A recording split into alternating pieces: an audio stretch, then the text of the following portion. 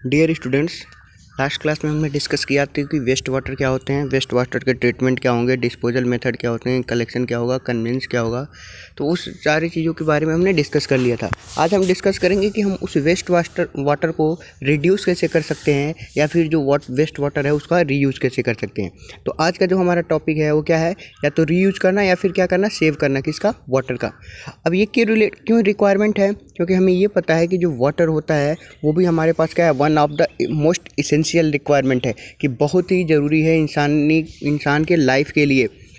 तो हमें क्या करना पड़ेगा, उसको जो हमारे पास वाटर में प्रॉब्लम्स हो रही हैं, डे बाय डे क्या हो रही है, इंक्रीज हो रही है, उसको क्या करना, रिकॉग्नाइज करना, पता लगाना क्या है, अभी इमीडिएट सीरियस एक्शन लेने पड़ेंगे इन्वायरमेंट को बचाने के लिए। अब जो वाटर है, अगर वाटर की स्टडी की जाए तो ये मिलता है कि जब 1950 जब अप्रॉक्सीमेट जो 1950 में जो वाटर की रिक्वायरमेंट थी, वाटर की जो हमारे पास डिमांड थी, वो लगभग आज के ज़माने में 3 गुनी हो गई है। मीन्स उस समय जितनी डिमांड थी उसके आज 3 गुनी डिमांड होती है। और लगभग जो हमारे पास 6% है वो क्या कर रहा है, मतलब 6% है, हर देश मतलब वर्ल्ड का 6% उसको क्या हो रहा है, सेफ़ ड्रिंकिंग वाटर नहीं पहुंच पा रहा है उसके पास। अब हम इस चीज़ के लिए क्या करेंगे, या तो हम उस सेफ़ वाटर को रिड्यूस करें, रीयूज करें। अगर हम उसको रीयूज कर रहे हैं तो कैसे कैसे कर सकते हैं, जैसे कि अगर रीयूज की बात करें तो इंडस्ट्रीज़ में कैसे हो सकता है। इंडस्ट्री में ऐसे हो सकता है कि जो वेस्ट वाटर हो रहे हैं उसको ट्रीटमेंट करने के बाद क्या किया जाए, एग्रीकल्चरल इरिगेशन के लिए छोड़ दिया जाए, आसपास की खेती के लिए क्या किया जाए, उसको छोड़ दिया जाए। अब इससे क्या होगा कि आसपास की जो खेती की ज़मीन है उसमें क्या होगी, उनके यूजेज होंगे और दोबारा उनमें अलग से कोई वाटर का इरिगेशन नहीं करना पड़ेगा। दूसरे जो हमारे पास होते हैं वेस्ट वाटर क्या होते हैं कि बहुत सारी कंट्री ऐसा कर भी रही हैं, उनका टारगेट एप्लीकेशन भी ये सारी टेक्नोलॉजी के बेस पे होता है, कल्चरल बेस पे होता है, रिलीजन बेस पे होता है। तो ये पॉलिसी भी बनाई जाती है इसके लिए, लेकिन इंडिया में अभी ऐसी कुछ सिचुएशन नहीं है। हम होम्स में कैसे इसको रीयूज़ किया, रिड्यूस कर सकते हैं वेस्ट वाटर को। तो घर में हो, जैसे कि हम क्या कर सकते हैं कि जब भी हमारे पास टैप्स जितने भी होते हैं, जब यूज ना हो तो हम उसको क्या करते हैं, बंद कर दें, जिससे क्या होगा, पानी की जो क्वांटिटी होगी वो वेस्ट नहीं होगी। इसके अलावा जो टैप्स हैं, जो पाइप्स हैं, उनके लीकेज टाइम टू टाइम क्या करने, चेक करते रहें। इसके अलावा कि जो हमारे पास पोर वाटर है उसको क्या करें, हमेशा अवे रखें। मीन्स जो हम पानी ले रहे हैं ना, वो बहुत ज़्यादा क्वान्टिटी में ना ही यूज किया जाए। इसके अलावा कि जितने भी हमारे पास रीयूज वाटर हैं, चाहे वो वॉशिंग से निकले हों, जिसे वॉशिंग करने के फ्रूट्स के या किचन से वेस्ट हो रहे हों, तो उसको क्या किया जाए, प्लांट्स में यूज़ कर सकते हैं। अब इसके अलावा जितने भी हम इक्विपमेंट यूज़ कर रहे हैं, टैप्स यूज़ कर रहे हैं, पाइप्स यूज़ कर रहे हैं, वो क्या होने चाहिए, वाटर इफिशिएंट होने चाहिए। मीन्स उसमें क्या होने कि वाटर की लॉसेस नहीं होनी चाहिए, कहीं लीकेज ना हो। तो ये सारी चीज़ें क्या कर सकते हैं, ध्यान दे सकते हैं। अब जो सबसे मेजर रोल होता है, जो सबसे ज़्यादा, कि हम क्या कर सकते हैं, वाटर को रीयूज कैसे कर सकते हैं। तो उसमें सबसे पहला और एक नाम आता है जिसको बोलते हैं रेन वाटर हार्वेस्टिंग। और तो हम जो डिस्कस करेंगे अभी कि रेन वाटर हार्वेस्टिंग होती क्या है और इसके एप्लीकेशंस क्या क्या हैं। तो रेन वाटर हार्वेस्टिंग क्या है, इसमें हम क्या करते हैं, रेन वाटर हार्वेस्टिंग में एक्यूमुलेशन किया जाता है। एक्यूमुलेशन मीन्स समीशन, और समीशन हम किसका करेंगे, जितने भी हमारे पास रेनफॉल हैं उसका क्या होता है, रेन वाटर का समीशन होता है, या फिर हम ये बोल सकते हैं उनको एक जगह क्या करते हैं, इकट्ठा करते हैं, कलेक्ट करते हैं। तो ये क्या होता है, हमारे पास रेन वाटर हार्वेस्टिंग का मेन पर्पज़ होता है। अब जो हमारे पास क्या होगा, कलेक्ट किया हुआ वाटर होगा उसको कहाँ तक पहुँचाया जाता है, या तो एक्वीफर में पहुँचाया जाता है। अब ये एक्वीफर क्या होते हैं, तो यहाँ पे एक टर्म्स आया हुआ है एक्वीफर। एक्वीफर क्या होते हैं, जैसे सपोज कि ये हमारे पास अर्थ सरफेस है जहाँ पे लोग क्या कर रहे हैं, लिविंग करते हैं। अब नीचे कुछ क्या होगा, हमारे पास वाटर का लेवल होगा यहाँ तक।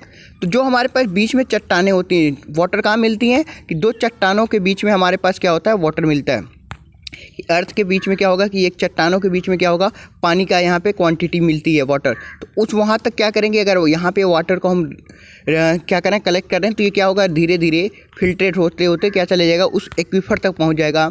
मीन्स हम ये बोल सकते हैं कि जो वाटर होता है वो क्या होता है, दो चट्टानों के बीच में होता है, अर्थ के मीन्स अर्थ में।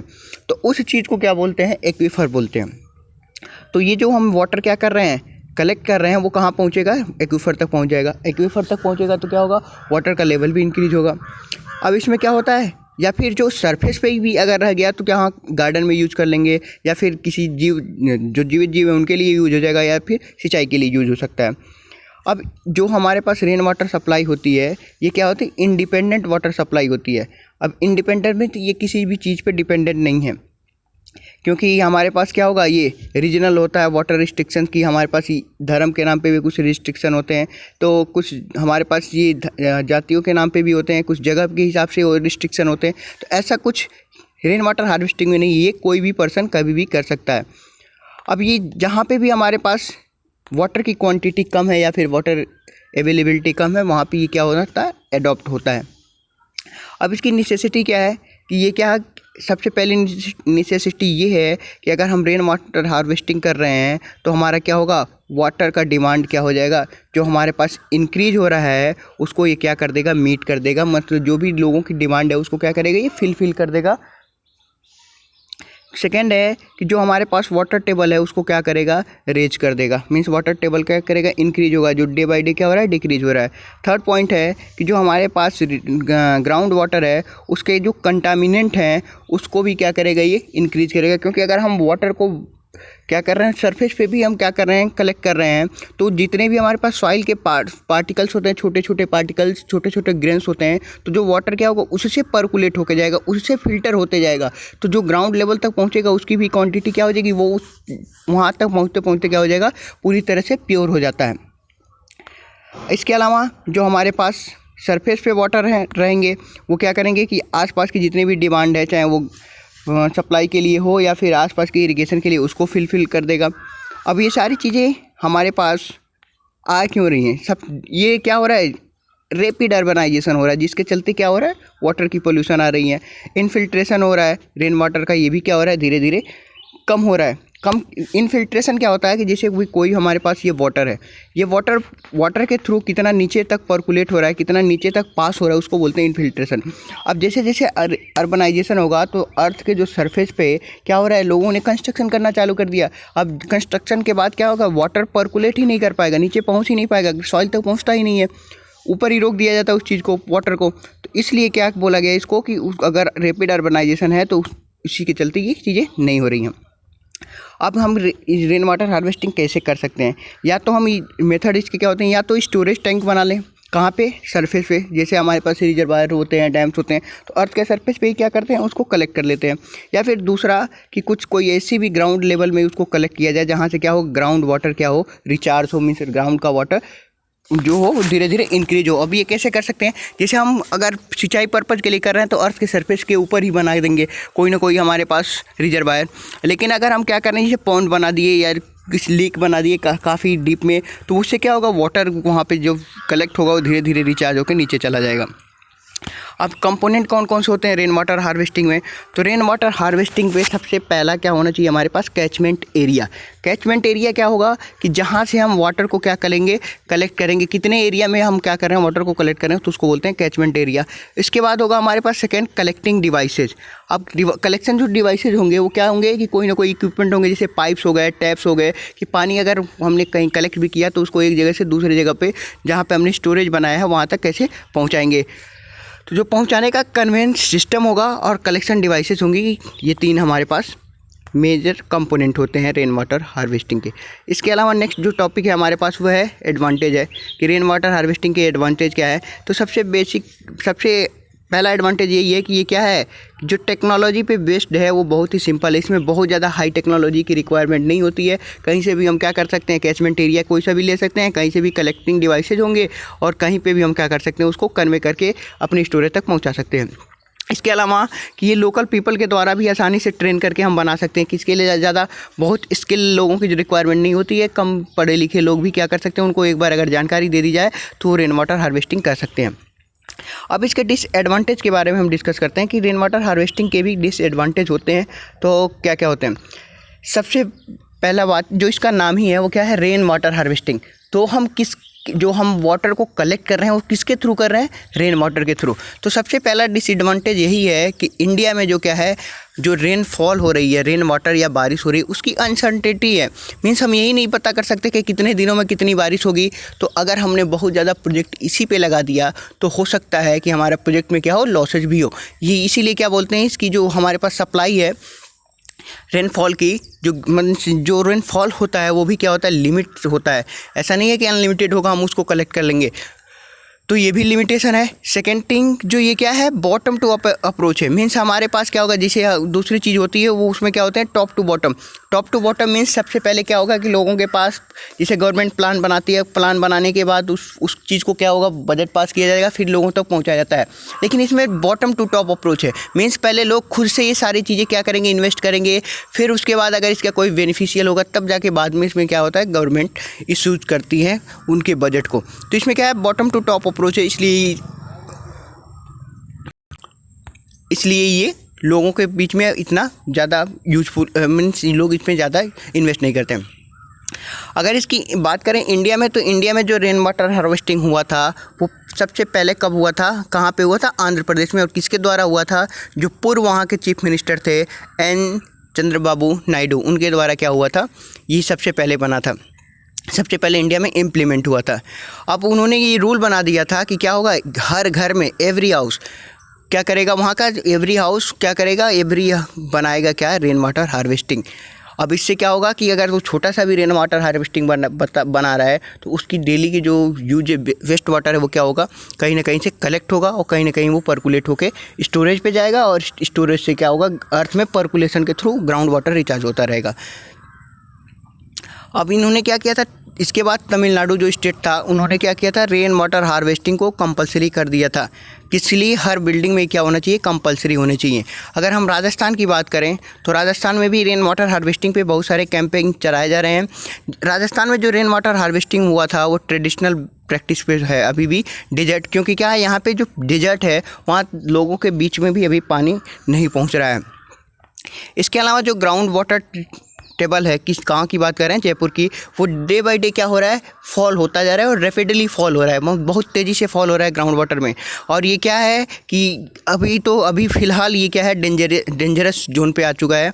और इसीलिए इस एरिया को, जो डेंजरस जोन है, उसको क्या बोलते हैं, ग्रे जोन कैटेगरी में वाटर के लिए बोला जाता है। तो जो जयपुर है वो हमारे पास अभी भी वाटर सप्लाई के बेस में ग्रे जोन पे आ गया है। गवर्नमेंट के थ्रू भी बहुत सारे स्टेप लिए जा चुके हैं इसके लिए कि रेन वाटर हार्वेस्टिंग बनाई जानी चाहिए। अब जो हम नेक्स्ट टॉपिक की बात करेंगे वो हमारे पास होगा सॉलिड वेस्ट मैनेजमेंट। अभी हमने बात की थी लिक्विड की, कि हमारे पास वेस्ट वाटर क्या होते हैं, कैसे ट्रीटमेंट होते हैं, किसके थ्रू हम उसको ट्रीटमेंट करेंगे, कन्वेंस करेंगे, कलेक्ट करेंगे, फिर उसको कलेक्ट करने के बाद डिस्पोज कैसे करेंगे, ये सारे मेथड पढ़ेंगे। अब हम बात करेंगे कि सॉलिड वेस्ट मैनेजमेंट। अब ये क्या होगा, सॉलिड वेस्ट मैनेजमेंट के मीन्स क्या है कि जो सॉलिड वेस्ट हो है उसका हम मैनेजमेंट कैसे करेंगे, यही हमारे पास होता है सॉलिड वेस्ट मैनेजमेंट। अब इसकी डेफिनेशन की बात करते हैं तो सॉलिड वेस्ट मैनेजमेंट क्या कर रहा है, refer to a range of garbage. Garbage क्या होता है, कूड़ा कचरा होता है। तो वो कहाँ से जनरेट होगा, या तो एनिमल से जनरेट होगा या फिर ह्यूमन से जनरेट होगा। तो जो एनिमल से जनरेट हो रहा है या ह्यूमन से जनरेट हो रहा है, तो जितने भी गार्बेज हो रहे हैं, कूड़ा कचरा या फिर कोई भी अनवांटेड यूजलेस थिंग, लेकिन किस फॉर्म में होंगे, वो सॉलिड फॉर्म में होंगे, इसलिए उनको क्या बोलते हैं, सॉलिड वेस्ट बोलते हैं। अब उसका हम कैसे डील कर रहे हैं, कैसे मैनेजमेंट कर रहे हैं, क्योंकि अगर कूड़ा कचरा भी अगर डे बाय डे जनरेट हो रहा है तो वो भी कलेक्ट होते होते बहुत बड़ी अमाउंट हो जाती है, तो उसको भी क्या करना पड़ता है, प्रॉपर ट्रीटमेंट करना पड़ता है। तो सॉलिड वेस्ट कहाँ से जनरेट हो सकते हैं, इंडस्ट्रियल से हो जाते हैं, रेजिडेंशियल से होते हैं, कमर्शियल से होते हैं। तो ये अलग अलग एरिया होते हैं और उसमें भी अलग अलग वैरायटी के वेस्ट जनरेट हो रहे हैं, अलग अलग तरह के कूड़ा जनरेट होते हैं। ऐसा नहीं है जो घर से जनरेट होने वाला कूड़ा है वही हमारे पास क्या होगा, इंडस्ट्री से जनरेट होगा। अलग अलग हर जगह पे अलग अलग होता है, सेम नहीं होता है। तो हम अब बात करते हैं कि ये हमने समझ लिया कि क्या है सॉलिड वेस्ट क्या होते हैं। अब सॉलिड वेस्ट मैनेजमेंट क्या होता है, तो ये क्या है कि इट इज़ डिफाइन एज, किसके थ्रू डिफाइन करेंगे कि ये एक ऐसी डिसिप्लिन है जिसमें क्या होता है, कंट्रोल होता है किसका, इसके जनरेशन पे। जनरेशन मीन्स कि हम जहाँ पे जनरेट हो रहा है वहाँ पे कैसे कंट्रोल कर सकते हैं। अगर जनरेट हो गया तो उसको स्टोरेज में कैसे लें, कलेक्शन कैसे करें, ट्रांसपोर्ट कैसे करें, और ट्रांसपोर्ट के बाद इसकी कैसे प्रोसेसिंग करके हम डिस्पोज करें किसका, सॉलिड वेस्ट का, मटेरियल का, ताकि हमारे पास क्या हो, बेस्ट वे में कि जो हम क्या करें, डिस्पोज कर रहे हैं, मीन्स उसको हम क्या रिड्यूस कर रहे हैं, तो वो किस वेस्ट वे में हम क्या कर सकते हैं। तो इसके क्या करते हैं, जिससे कि क्या हो, कंजर्वेशन भी हो, इकोनॉमी की भी, और एज वेल एज इंजीनियरिंग या अदर इन्वायरमेंटल कंसिडरेशन को देख के कि हम उसको क्या करें, डिस्पोज भी करें। तो उसका या तो कोई इंजीनियरिंग उसमें पर्पस होना चाहिए, मीन्स कोई टेक्निक यूज करें जिससे कि क्या हो जाए कि इन्वायरमेंट पे कोई उसका बैड इफेक्ट ना पड़े। तो इस चीज़ को क्या बोला गया कि सॉलिड वेस्ट मैनेजमेंट, या फिर हम नॉर्मली ये बोल सकते हैं कि जितने भी हमारे पास कूड़ा कचरा है उसको सॉलिड वेस्ट बोला। सॉलिड वेस्ट का जो मैनेजमेंट करेंगे, कैसे उसको कलेक्ट करेंगे, डिस्पोज करेंगे, ट्रांसपोर्ट करेंगे, तो ये सारे के सारे मैनेजमेंट करना क्या कहलाता है, सॉलिड वेस्ट मैनेजमेंट कहलाता है। अब सॉलिड वेस्ट भी अलग अलग टाइप्स होते हैं, तो यहाँ पे डिफरेंट टाइप के लिखा है, जैसे हाउस होल्ड लिखा हुआ है, तो हाउस होल्ड के थ्रू भी होता है सॉलिड वेस्ट, जिसको म्युनिसिपल वेस्ट बोलते हैं, इंडस्ट्रियल होता है, एग्रीकल्चरल होता है, बायोमेडिकल होता है, हैजार्डस होता है। अब एक एक करके डिस्कशन करते हैं कि होता क्या है ये सारी चीज़ें। तो इसके बारे में अगर डिस्कशन करें तो सबसे पहला हमारा नाम आ रहा था कि म्युनिसिपल वेस्ट क्या था। अब ये क्या होता है कि जितने भी हमारे घरों से जो हमारे पास क्या होते हैं, इसको हाउस होल्ड भी बोलते हैं, तो जो घर से जनरेट होने वाला वेस्ट है उसको क्या बोलते हैं, म्युनिसिपल वेस्ट कहते हैं। अब ये अलग अलग टाइप की क्या होंगे, जैसे कि हमारे पास कोई कंस्ट्रक्शन का होगा कि कोई बिल्डिंग हमने क्या कर दी, डेमोलाइज कर दी, मीन्स उसको तोड़ दिया, तो वहाँ से क्या होगा, जो हमारे पास गार्बेज जनरेट होगा, जो डेवरीज होंगे, जो वेस्ट मटेरियल जिसका यूज ही नहीं कर सकते। इसके अलावा कहीं ना कहीं से अलग अलग घरों से अलग अलग टाइप के क्या होंगे, गार्बेज जनरेट होंगे, जनरली कहाँ से, रेजिडेंशियल बिल्डिंग से। नेक्स्ट है हमारे पास जो सेकंड टाइप का वेस्ट का टाइप है वो है हमारे पास इंडस्ट्रियल। अब इंडस्ट्रियल में आप लोग सबको मालूम है कि इंडस्ट्रीज़ क्या होती हैं, तो अलग अलग इंडस्ट्रीज में अलग अलग टाइप के क्या होते हैं, सॉलिड वेस्ट जनरेट होते हैं। जैसे कि अगर कोई तो कोई हमारे पास अगर लेदर फैक्ट्री है तो वहाँ से डिफरेंट टाइप के लेदर जनरेट होंगे, तो किस फॉर्म में होंगे, जो वेस्ट जनरेट हो रहा है वो क्या है, सॉलिड फॉर्म में हो रहा है। अगर इंडिया में बात करें तो अराउंड 7 मिलियन टन्स क्या होते हैं, हैजार्डस वेस्ट जनरेट होते हैं every year. 7 million turns every year क्या होते हैं, जनरेट होते हैं। और ये मोस्टली कौन से 4 स्टेट में ही होते हैं, आंध्र प्रदेश, बिहार, यूपी एंड तमिलनाडु। ये 4 स्टेट ऐसे हैं जहाँ पे क्या हो रहा है, 7 मिलियन टन क्या हो रहा है per year solid waste generate हो रहा है। इसके अलावा हॉस्पिटल वेस्ट होते हैं। अब हॉस्पिटल वेस्ट में क्या होता है, जैसे आप लोगों ने मेडिसिन खाई होगी, मेडिसिन लेने के बाद क्या होता है, उसके जितने भी पैकेट्स होते हैं वो भी वेस्ट हो गए। जो हमारे पास किसी की जो हमारे पास नीडल्स होती हैं वो भी क्या हो गए, एक बार यूज़ करने के बाद हम थ्रो कर देते हैं, तो वो सारे के सारे क्या है, मेडिकल वेस्ट हैं।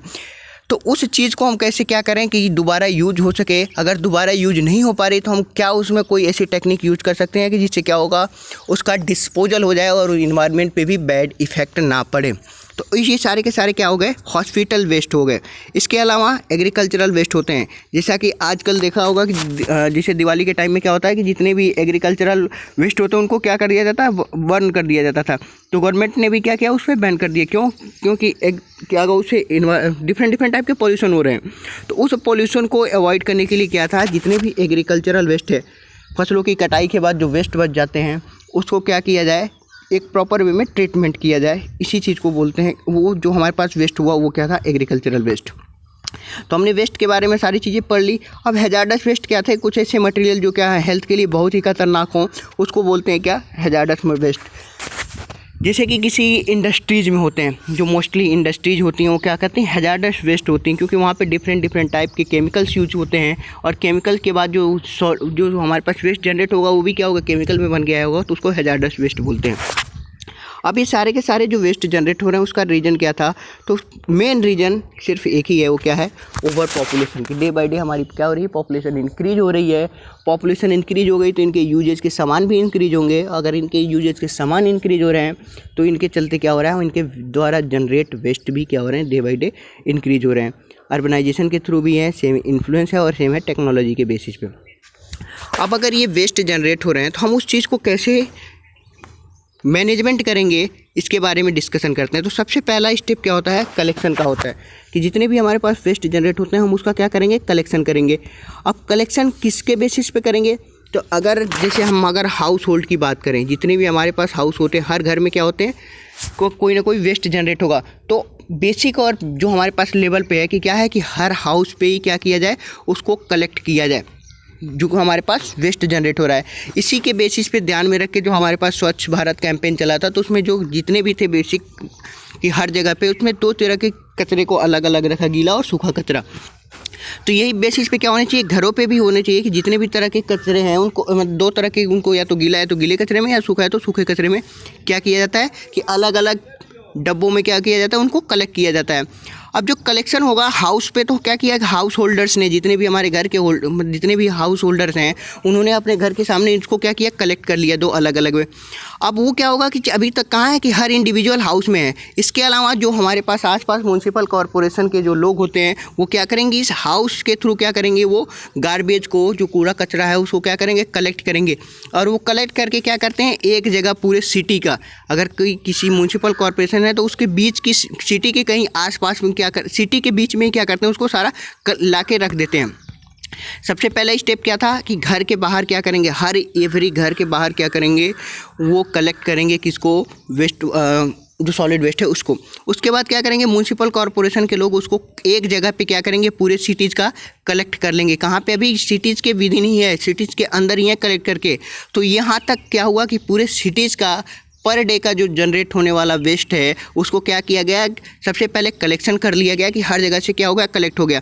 अब कलेक्शन होता कैसे है, हाउस वाला तो हाउस होल्डर्स ने कर दिया है, और उसके बाद क्या होंगे, म्यूनसिपल कॉरपोरेशन ने आगे घर घर से कलेक्ट करके लेके चले गए और एक जगह पे कलेक्ट कर लिया सारी चीज़ें। इसके अलावा जितने भी आप लोगों ने देखा होगा रोड्स पे जितने भी सफाई कर्मचारी होते हैं वो भी क्या करते हैं, कूड़ा कचरा को एक जगह कलेक्ट करके रख देते हैं। फिर म्यूनसिपल की गाड़ियाँ आती हैं और उनको कलेक्ट करके ले जाती हैं एक जगह पे, उनके प्लेसेज बने होते हैं कहाँ पे कलेक्ट करना। तो ये सिटीज़ के अंदर इन्होंने तो कलेक्ट कर दिया, लेकिन ये कलेक्शन क्या होगा, डे बाई डे होगा, मीन्स हर दिन का एक कलेक्शन होगा, हर दिन के उनका काम वही होगा। तो अगर यहाँ पर हम सेम पोजीशन पे या सेम प्लेस पे रखते हैं तो यहाँ पे जो क्वांटिटी है ये क्या होगी, इंक्रीज होती रहेगी, डे बाय डे बहुत क्वांटिटी हो जाएगी जहाँ हम सिटी में कलेक्ट करके रख रहे हैं। इसलिए इसका क्या करना पड़ता है, जो सेकंड स्टेप है वो हमने अभी कलेक्शन कर लिया, अब उसके बाद क्या करेंगे, ट्रांसपोर्ट करेंगे। सिटीज़ के अंदर हमने कलेक्ट कर लिया, क्या पूरा का पूरा यहाँ पे कूड़ा कचरा किसी सिटी के अंदर कलेक्ट हो गया, उसको क्या किया जाता है, फिर ट्रक के थ्रू क्या किया जाता है, ट्रांसपोर्ट किया जाता है सिटी से बाहर। क्योंकि अगर ये यहीं पे सड़ेंगे तो क्या करेंगे, डिफरेंट टाइप के फाउल गैसेज जनरेट होंगे वहाँ पे। मोस्टली क्या होती है, मीथेन जनरेट होती है। तो जब फाउल गैसेज जनरेट होंगी तो वो फाउल गैसेज क्या होती है, हानिकारक होती हैं। तो आसपास के जितने भी घर हैं वो क्या होंगे, इससे इफेक्ट होंगे। तो इसीलिए क्या किया जाता है, इसको कलेक्ट तो कर लिया उस दिन, अब उसके बाद क्या करेंगे, 2 दिन 3 दिन का इकट्ठा ले जाके क्या करते हैं, ट्रांसपोर्ट कर देते हैं। ट्रांसपोर्ट कहाँ करेंगे, सिटी से बाहर ले जाके क्या किया जाता है, इनको फेंक दिया जाता है।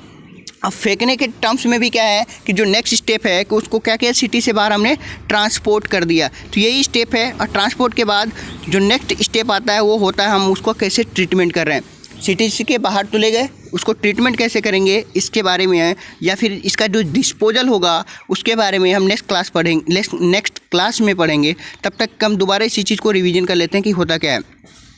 यहाँ पे ये लिखा हुआ कि there is no public primary collection, means हमने ये कभी नहीं देखा है कि हर लोग अपने आप कलेक्शन करते रहें। बहुत सारे लोग ऐसे भी होते हैं कि जो पब्लिक वाले कि इधर उधर फेंक देते हैं कूड़ा कचरा को। लेकिन अब क्या हो, जनरेट तो हो रहा है, लेकिन हम उसको क्या करेंगे, कहाँ से सबसे पहले कलेक्ट करेंगे कि जहाँ पे सोर्स है। जो वेस्ट का सोर्स क्या है, हाउस होल्ड हो रहे हैं, तो हाउस होल्ड जो मेन सोर्स है म्यूनसिपल कॉरपोरेशन में, वहाँ से क्या करें, हम कलेक्ट कर लें। तो हम उसको कहाँ से कलेक्ट करेंगे, सोर्स प्लेस से ही क्या करेंगे, जहाँ से जनरेट हो रहा है वहाँ से कलेक्ट कर लेंगे। अब वो कलेक्ट करने के बाद क्या होगा कि बहुत से ऐसे होते हैं कि जो लेटरल कलेक्शन होते हैं, मींस लेटर कलेक्शन घर से क्या करेंगे, जो म्यूनसिपल कॉरपोरेशन के लोग होंगे वो कलेक्ट करके ले जाएंगे। तो वो सारे क्या हुए, लेटरल कलेक्शन हुए। प्राइमरी कलेक्शन कहाँ पे हुआ, जहाँ पे वेस्ट जनरेट हुआ। फिर लेटरल कलेक्शन होगा किसके थ्रू होगा, म्यूनिसिपल सैनिटाइजेशन वर्कर जो होते हैं, जिसे मैंने अभी बनाया था, जितने भी म्यूनसिपल जो सफाई कर्मचारी होते हैं उनके द्वारा क्या होंगे, स्ट्रीट टू स्ट्रीट, मतलब हर गली गली में, हर घर घर पे जाके क्या करेंगे, जितने भी स्ट्रीट स्वीपर होते हैं वो भी क्या करते हैं, कलेक्ट करते हैं। अब ये कलेक्ट करके क्या किया, सारे जगह पे वेस्ट को हर कलेक्ट कर लिया। अब जो वेस्ट हो रहा है ना, वो ट्रेडिशनल हेयर क्राफ्ट के भी होता है, जो हमने देखा होगा रिक्शे पे भी ले जाते हैं लोग, ट्राई साइकिल जिसको बोलते हैं। और वो क्या करते हैं, कैरी करते हैं, मीन्स एक जगह पे अगर घर से निकाला और 10 घरों के बाद उनकी क्या होगा, अमाउंट बढ़ गए, या फिर जो हमारे पास वेस्ट था उनकी क्वांटिटी बढ़ गई, तो उस केस में क्या करते हैं, हम ट्राई साइकिल का भी यूज़ कर लेते हैं। जिसके चलते क्या होगा कि जो कैरी करना होगा उसको ढोने का जो काम हो जाएगा वो थोड़ा आसान हो जाता है। और उसके बाद क्या करते हैं, इसको उसी सोसाइटी में, आसपास की जो म्यूनसिपल सिटीज़ थी उसी सोसाइटी में क्या करते हैं, डोर टू डोर कनेक्ट करके और टेम्परेरी स्टोरेज वेस्ट बनाते हैं। आसपास अगर कोई खाली जगह है तो उस पर क्या करेंगे, टेम्परेरी स्टोरेज बना लेंगे। जैसे उन्होंने क्या किया, टेम्परेरी स्टोरेज बना दिया, जहाँ से क्या होगा कि कोई मोटर व्हीकल के थ्रू क्या किया जाएगा, ट्रांसपोर्ट करके शहर से बाहर भेजा जाएगा। अब भेजने से पहले ट्रांसपोर्ट करने से पहले क्या होता है कि जो वेस्ट होते हैं ना, उस वेस्ट को सेग्रीगेट किया जाता है। अगर जैसे कुछ लोग होते हैं, जैसे अभी मैंने बोला था कि गीला कचरा और सूखा कचरा, अगर ये लोग पहले से कर लें तो अच्छी बात है, अगर नहीं होती हैं तो फिर वहाँ पे म्यूनसिपल कॉरपोरेशन के लोग क्या करते हैं, उसको सेग्रीगेट करते हैं। अब सेग्रीगेट का मीन्स क्या होगा कि अलग अलग जगह पे अलग अलग तरह के कूड़े कचरे को अलग अलग करना, वो क्या होता है, सेग्रीगेट करना कहलाता है।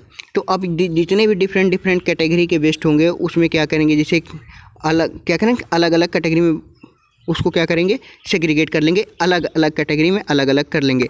अब जैसे एग्जांपल भी यहाँ पे है कि जैसे वेस्ट होगा और ड्राई वेस्ट होगा, मीन्स सूखा कचरा होगा या फिर क्या होगा, गीला कचरा होगा।